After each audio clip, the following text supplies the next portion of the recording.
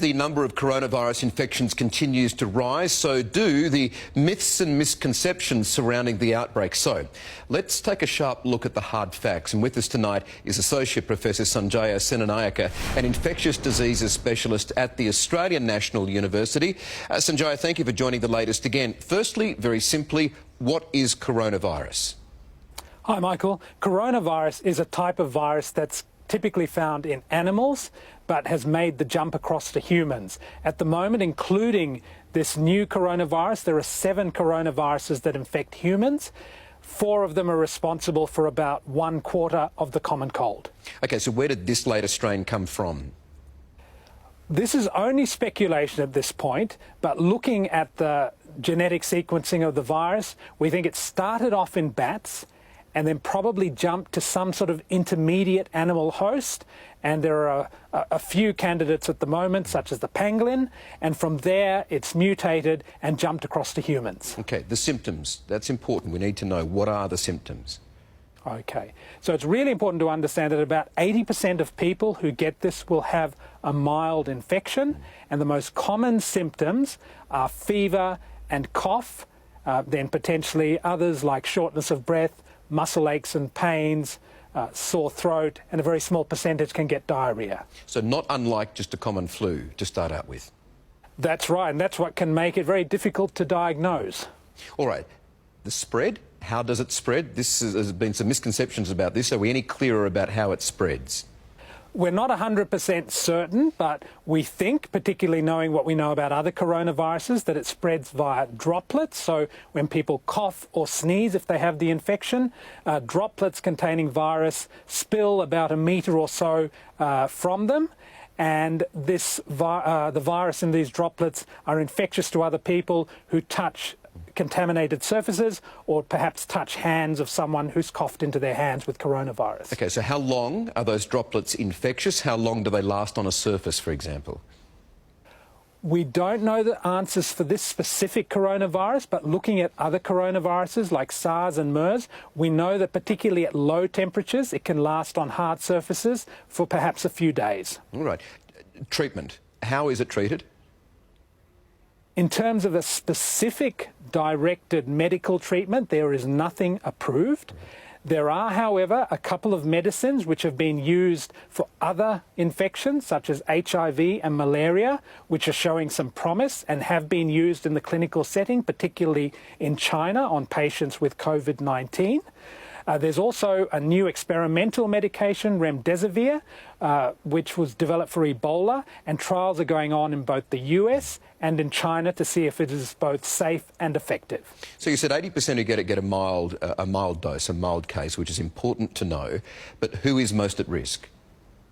Right. In those people who get more severe or critical illnesses, they tend to be over the age of 60 and they tend to have other underlying health problems, such as bad lungs, diabetes, hypertension, those sorts of conditions. And in terms of worst outcomes, men tend to do worse than women, and there could be a couple of reasons for that. One, that men are more likely than women to have those other conditions we talked about, like obesity, diabetes, hypertension, etc. But also, women have stronger immune systems than men. Now, in terms of avoiding catching it, there have been so many different theories about how to do that. What's your most simple advice about how you can avoid catching coronavirus?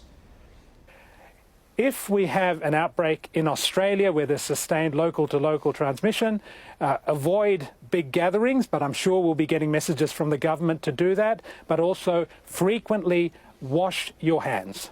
And the advice, we've heard it said today, should we stop shaking hands? Should we stop kissing, hugging? I think it might eventually get to a stage where we do that. I don't know if we're quite there yet, Michael. All right. So on a scale of being worried, a lot of people are worried, and that's just the plain truth of it. In your experience, how worried should we be?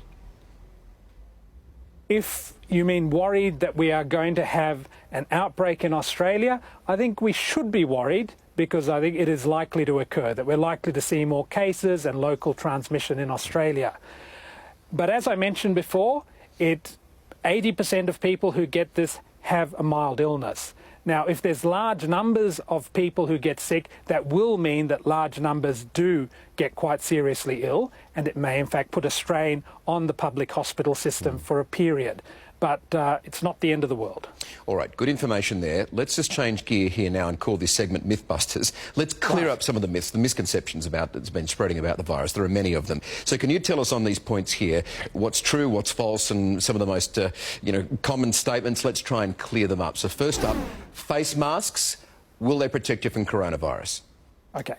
True if in hospital and seeing patients with healthcare workers and wearing your personal protective equipment, or at home looking after a sick relative. False if you're talking about just walking into the community. All right. Antibiotics, will they prevent and treat the virus? True or false?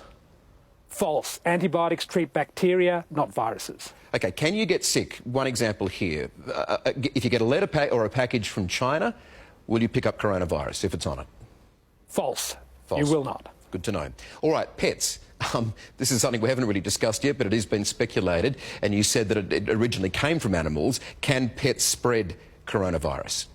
False, but I will add this, that in Hong Kong, a person with coronavirus in Hong Kong who had a dog in her apartment has had the dog tested, and the dog has tested positive, but we don't actually know if that means that the dog's infected or just licked a surface with some coronavirus on it. All right, more to come on that front then. This statement, true or false, heat kills the virus?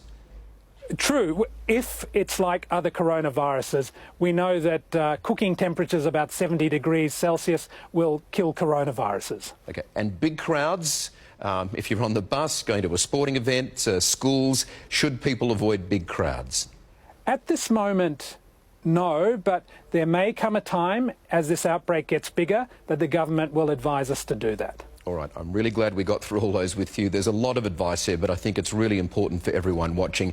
Sanjaya, and your experience, thank you so much for joining us tonight. Thank you, Michael. It was a pleasure.